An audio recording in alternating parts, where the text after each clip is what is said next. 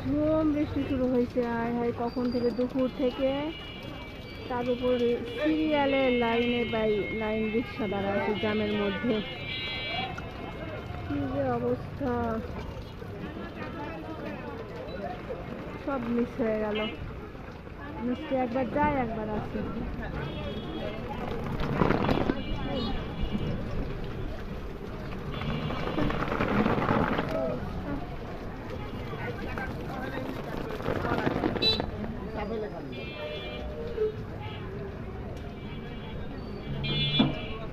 ছাউনি আছে, তারপরেও ভিজে যাচ্ছে, পানি পড়তেছে টুকটুক করে। আউ,